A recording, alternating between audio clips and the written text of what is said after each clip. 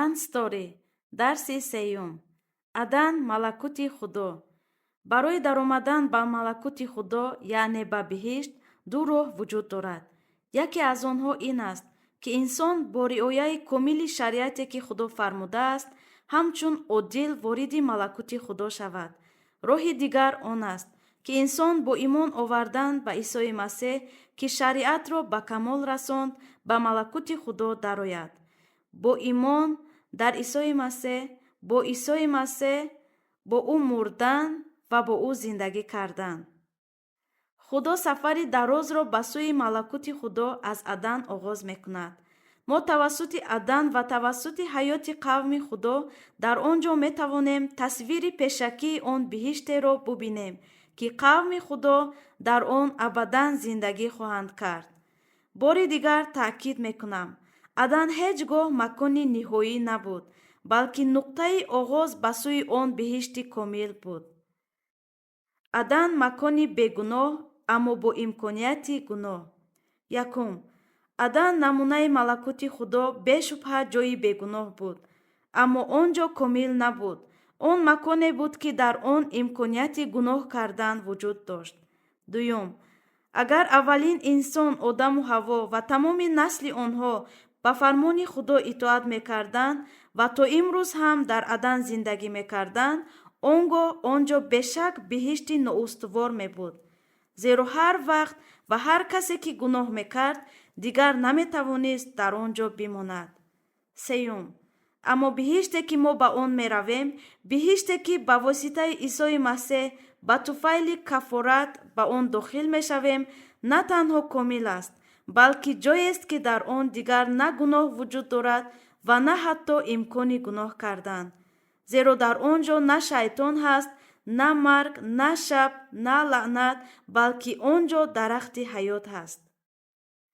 як кас Одам, як кас Исои Масеҳ. якум. ба воситаи одами аввалин, яъне Одам, гуноҳ ба ин ҷаҳон даромад ва ба воситаи гуноҳ марг. дуюм. аммо ба воситаи файзи худо, ки дар як одам, Исои Масеҳ зоҳир шуд, ҳамаи одамон ҳаёт хоҳанд ёфт. китоби муқаддас мегӯяд, лекин бахшоиши файз на ончунон аст, ки гуноҳ бошад. зеро ки агар бо гуноҳи як кас бисёр касон гирифтори мамот шуда бошанд, пас алалхусус файзи худо ва бахшоиши он барои бисёр касон ба василаи файзи як одам, яъне Исои Масеҳ, фаровон мегардад. муносибати Исои Масеҳ бо калисо. якум.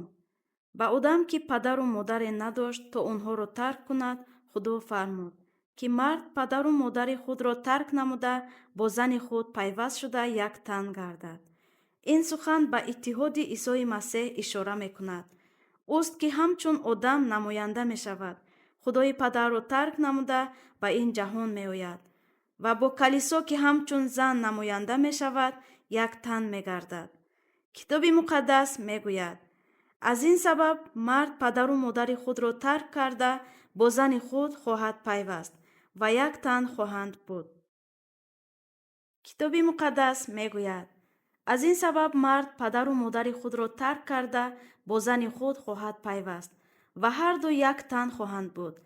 ин сир бузург аст, вале ман нисбат ба Масеҳ ва калисо сухан меронам. дуюм. Исои Масеҳ низ фармуд, ки ин иттиҳодро ҳеҷ як инсон ҷудо карда наметавонад. китоби муқаддас мегӯяд, ба тавре ки онҳо акнун ду тан не, балки як тан мебошанд. пас он чиро ки худо бо ҳам пайвастааст, одам набояд ҷудо кунад. сеюм. Исои Масеҳ ва қавми худо, ки аз ҷониби худо бо ҳам пайвастанд, ҳеҷ гоҳ ҷудо карда намешаванд.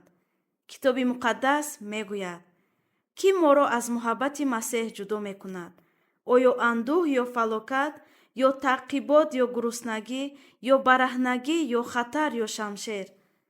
зеро ман муътақидам, ки на мамот, на ҳаёт, на фариштагон, на мабдаъҳо, на қувваҳо, на ҳозира, на оянда, на баландӣ, на умқ, на ҳар гуна махлуқи дигар моро аз муҳаббати худо, ки дар худованди мо Исои Масеҳ аст, ҷудо карда наметавонад. адан ҷойи бешарм. якум, то пеш аз ворид шудани гуноҳ адан ҷое буд ки дар он ҳеҷ шарм вуҷуд надошт. китоби муқаддас мегӯяд: ва ҳарду одам ва занаш бараҳна буданд ва хиҷил намешуданд.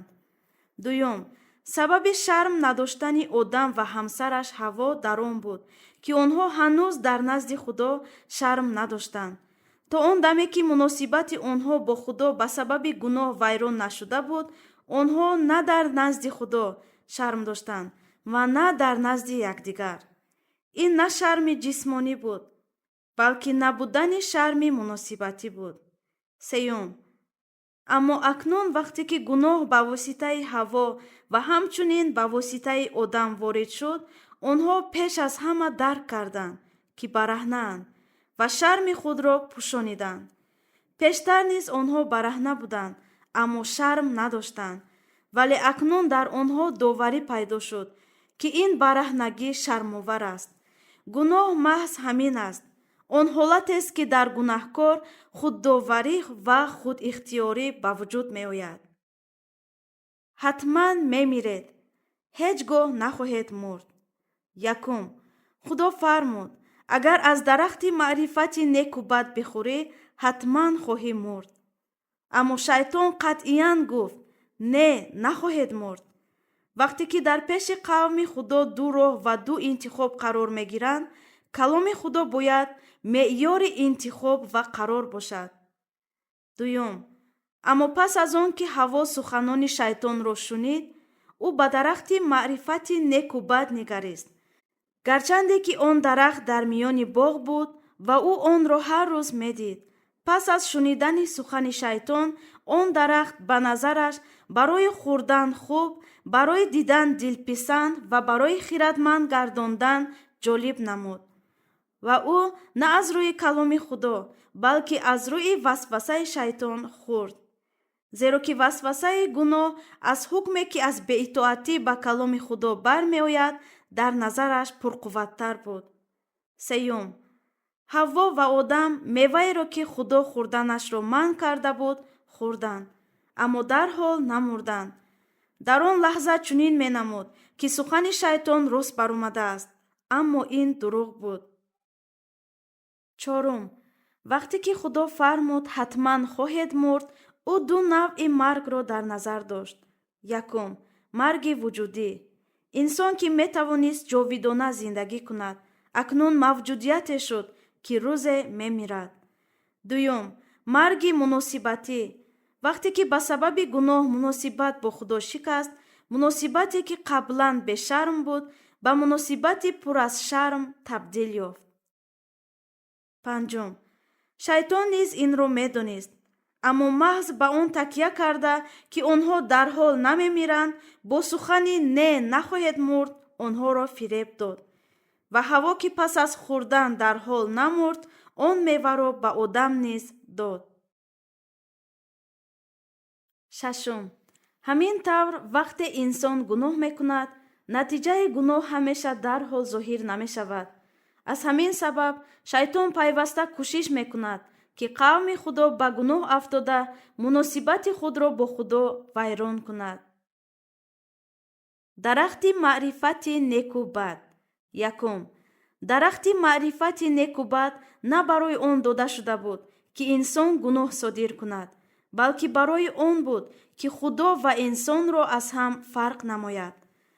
ҳарчанд одам қодир буд ба ҳар як мавҷудоти зинда ном диҳад ва дар адан борвар ва афзун шавад, заминро пур кунад ва бар тамоми мавҷудоти ҳаракаткунанда ҳукмронӣ намояд, бо вуҷуди ин одам низ танҳо як махлуқ буд. дуюм, худованд офаридгорест ки тамоми махлуқот аз ҷумла одамро офаридааст ва одам бояд ба воситаи дарахти маърифати неку бад дарк мекард ки бо итоат ба худо бояд дар ҷойгоҳи қавми худо, фарзанди худо ва бандаи худо бимонад. яъне ҳар рӯз ӯ бояд худро инкор кунад ва дар мавқеи итоат бимонад. сеюм, имрӯз мо низ каломи худоро дорем.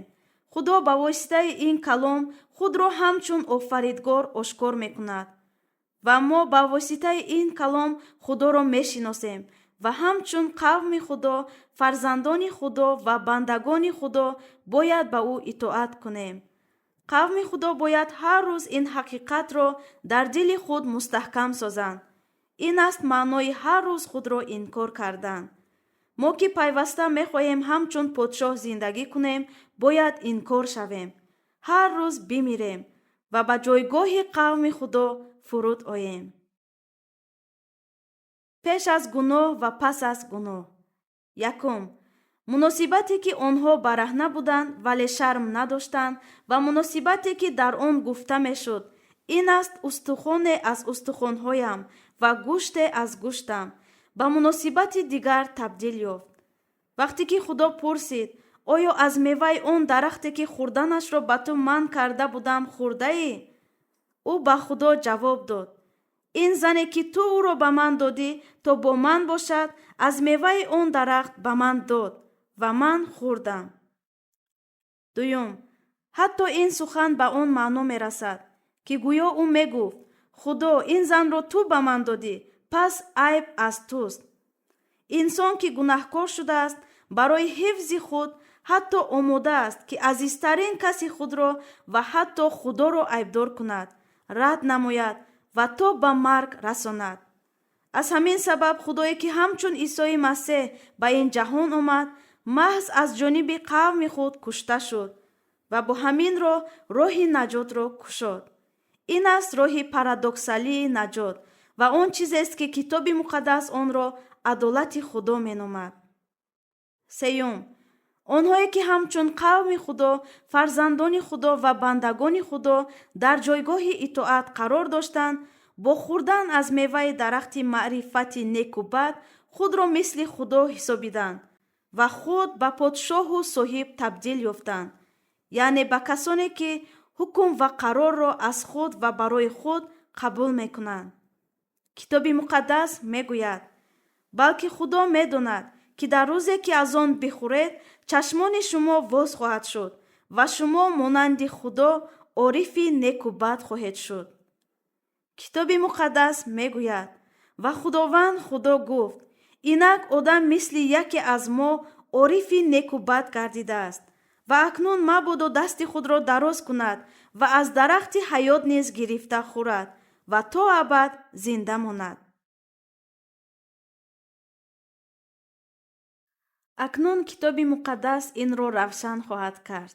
یکم، قوت داوری و تصمیم گیری که از گناه انسان به وجود آمده است از این پس انسان را به راه هلاکت خواهد برد و آن سلطنت انسانی که با خواهش خود برپا شده است نابود خواهد شد و کتاب مقدس حالت فاجعه بار را آشکارا نشان می‌دهد که در آن انسان با پادشاه شدن و صاحب شدنش خود به حالت می رسد که ویران کرده می شود و به سقوط انداخته می شود. دوم، همین حالت ناامیدی مطلق گوسفند گم شده است که از رمه جدا شده است و حالت غیر امکانی مطلق درهم است که اگر صاحبش آن را نیابد تا ابد گم شده می ماند. و این چنین حالت بدبختی مطلق پسر دوم است که جایگاه خود را همچون پسر ترک کرده خود را صاحب شمارید. در نهایت همه چیز را از دست داد. خوکها را میچرانید. آن حیوانات چنان نفرت آور بودند که حتی نمی توانست خرنوبی را بخورد که خوکها میخوردند. سیوم، پس کتاب مقدس وان ستوری است. کتاب های تاریخی عهد قدیم سرنوشت فاجعه بار گناهکاران را نشان میدهند که خود را پادشاه گردانیدند. کتاب های شعری و حکمتی با اندوه ناله میکنند و خدا را اعلان مینمایند. کتاب های پیغمبران واقعیت گناه را فاش کرده به عهد جدید مینگرند و آمدن مسیح را پیشگویی میکنند.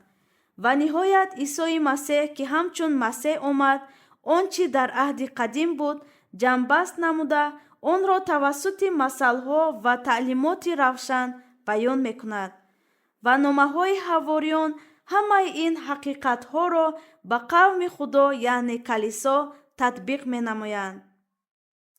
ҳикояи зиндагии гунаҳкоронаи қавми худо ки бо сабаби гуноҳ сурати худоро аз даст дода, аз Адан, яъне аз малакути худо ронда шуданд, идома меёбад.